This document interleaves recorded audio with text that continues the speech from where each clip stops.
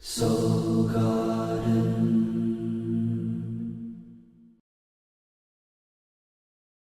Hello my friends, the Act 3 Video Orbit Report and now Audio Report on MP3 are both available at soulmart.me. You can dive deep into restoring justice in Libra and those deep boundaries we're cutting in Scorpio, plus information on the solar eclipse, all available at soulmart.me.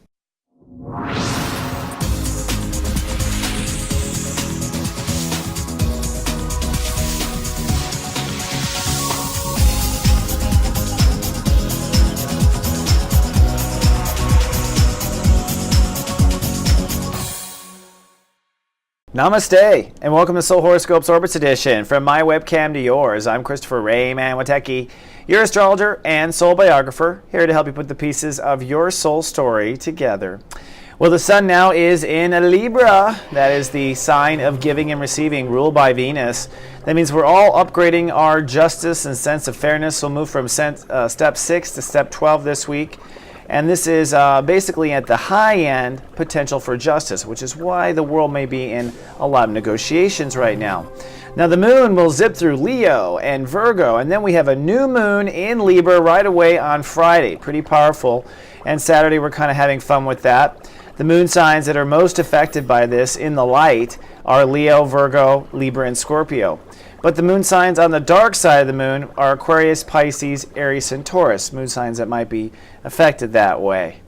Now, looking at the planets and how they affect our orbits, the chakras most affected, I think, of course, are the heart chakra. We got lots going on there. And with the moon in light cast day in Libra, that is a throat chakra light cast. So people might have issues with their voice, issues with their throat, that sort of thing. Of course, Black Lilith and Jupiter are kind of wreaking havoc in the solar plexus, and that will be the case for a full year.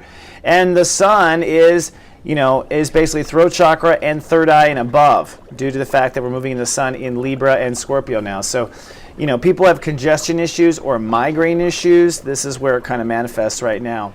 Now, looking at the planets themselves, we've got this trine going on from Black Lilith in Cancer up to Saturn, which means as you grow up and draw lines with yourself, you're doing instant karma upgrade, which is really nice, and getting past the past, I think, forever.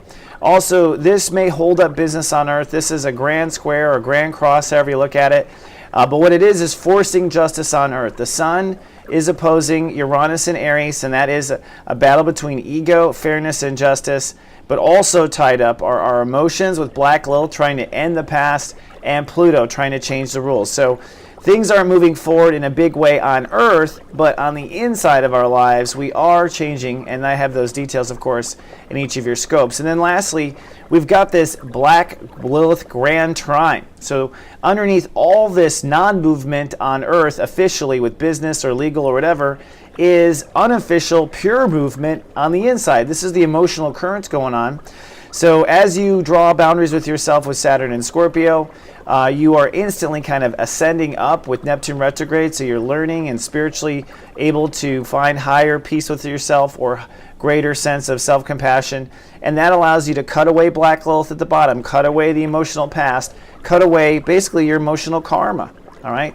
So for the details of you and the specifics of you, we've got to take the ascension elevator up, so I'll see you upstairs at 33,000 feet. Folks, this is your captain speaking. We realize you have a choice in the astrologers you choose to fly with, and we'd just like to thank you for flying with Christopher Witecki.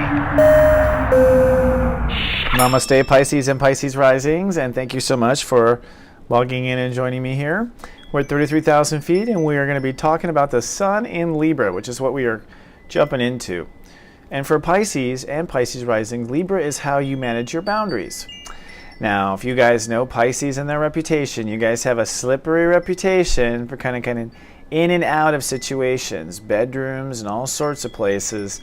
And that's very much due to your Libra boundaries, that you're willing to go back and forth based on the situation as to whether or not you will open or close to an opportunity. Now, the truth is that Pisces are supposed to be this way. Pisces are God's service providers, so are Pisces risings. And it's your own flexible boundaries with yourself that give you the ability to do your God service work. However, there are some necessities on the planet in order to pull things off. You can't hold water unless it has solid boundaries around it. You can't have a container contain abundance unless there are boundaries around it. So boundaries are a necessary part of the reality matrix. And being codependent with somebody else with boundaries won't work very long either, because they use those boundaries to control you, against you. So Pisces and Pisces risings need to trust themselves, but they also need to stay super flexible in their boundaries. And how do you do that? Well, the universe has it all set up. It has to do with being strong in your values. By being certain in your values, you can be flexible in your boundaries. Only if your values are in the right place. And at this moment in time, Pisces and Pisces risings are working in both their boundaries and their values. But, honestly, no sign other than you is better equipped than to juggle everything at once, right? So in the first 10 days of the transit, Pisces and Pisces risings are removing issues in your life that prevent you from trusting yourself. If you can't trust yourself around that girl without sleeping with her, don't do it. Create a boundary. Or whatever. Guy too. If you can't trust yourself with a whole bowl of ice cream, don't do it. There needs to be a boundary there. You have to put in the boundaries where it is you have your own self-limits. And if you don't have those boundaries in place, you're not going to have trust in yourself. So as we start off the transit, we're working on simple boundaries. Yes, no, what are your limits? Yes, no, what are your limits? This equates to maintaining self-esteem and maintaining security and maintaining money. You have to have limits. It doesn't matter what the limits are, except each limit has its own cost.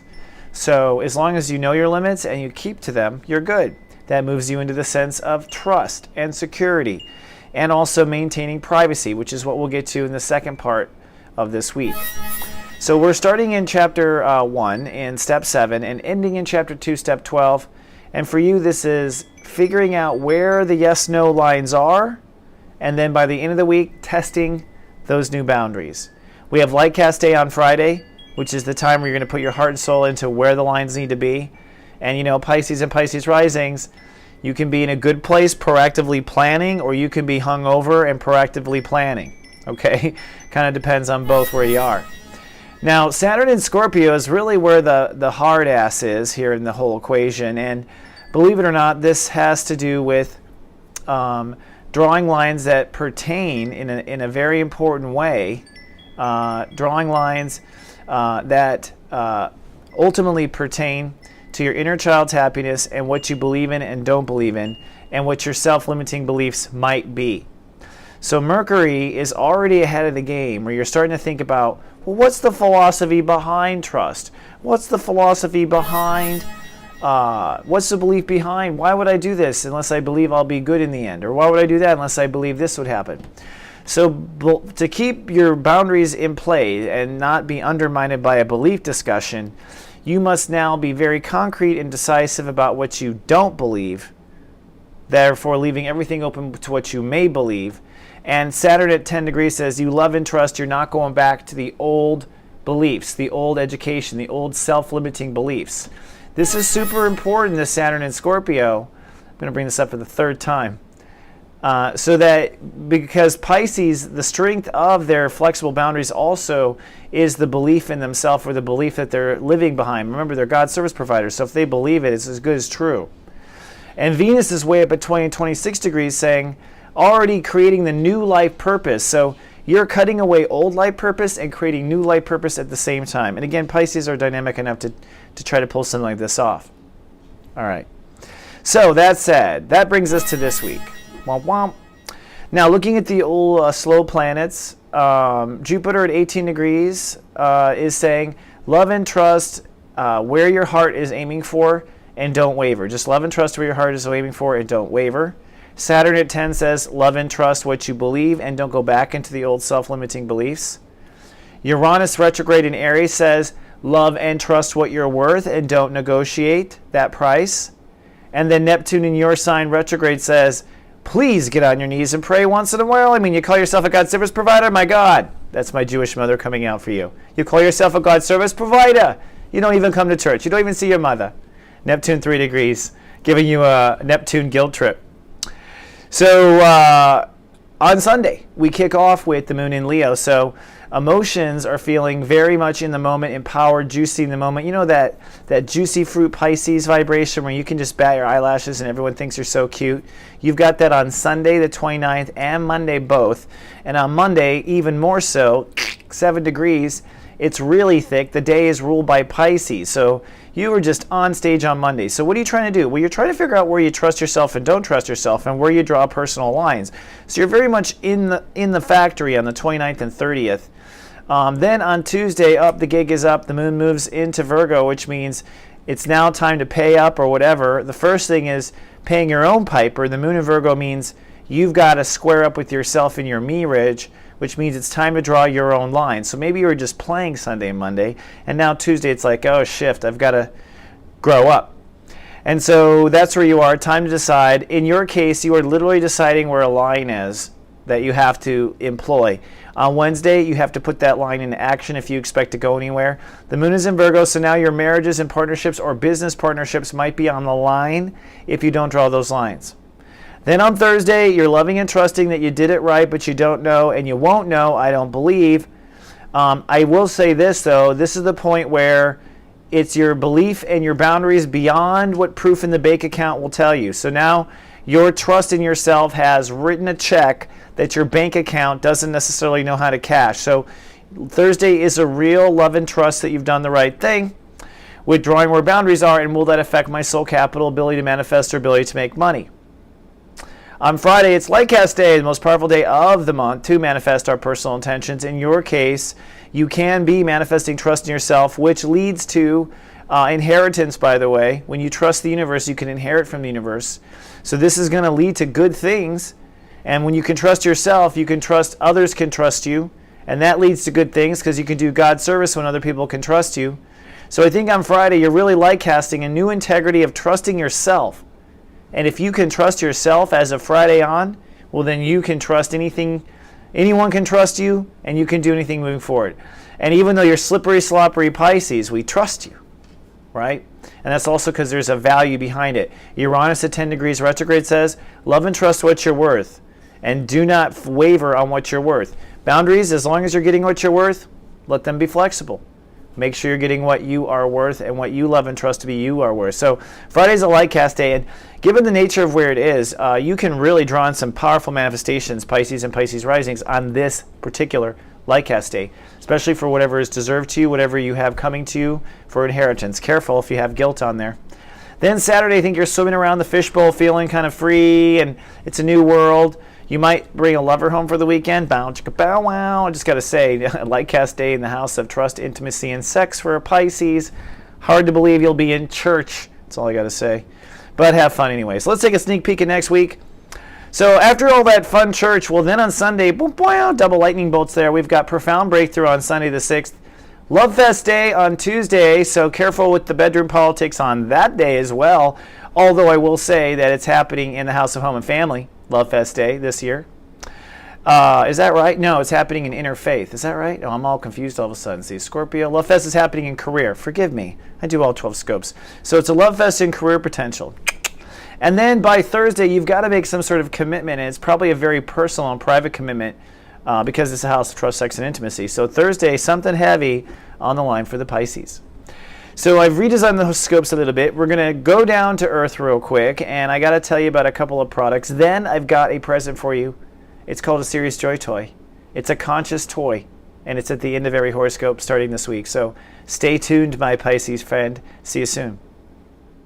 Hello, my friends. Welcome to Witecki Theater, the serene environment I've created for meditations and products, including the Act 3 Orbit Reports, and that's what I'm talking about today. For just $11.11, I will guide you for over 30 minutes on Virgo, Libra, and Scorpio, giving you a nice forecast of what's to come. And believe it or not, on 11/11/2013, there'll be a lot of change. You have to watch or listen to find out. So please help us by downloading your copy at soulmart.me.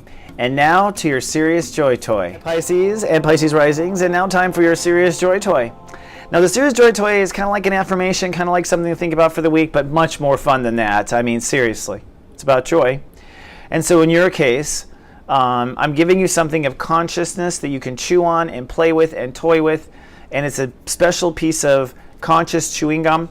that if you chew on this serious joy gum or chew, you will start to see life a little differently. And here it is, drum roll please. I want you this week to pretend that the child's word is final inside. So when you're sitting there going back and forth and going, oh, where should I draw the line? You ask the inner child. And you give the inner child a final word. Pretend the inner child is the final word. Now, the inner child is never older than age 7 anyways, just so you know. So be conscious of the kind of things you give. However, let the final choice happen to the inner child. Where the line is drawn, should you sleep with him or her? Should you do this or that? Let the inner child have that final word. If nothing else, let the adult choose, but then keep score with the inner child and see who wins. Or at least who would have brought you to more serious joy. And that's your serious joy toy for the week. Try it, please. I work hard on these things. All right, Pisces, that's all I have. I'll see you in 7 days with more. Namaste, my friends, and live, love, be.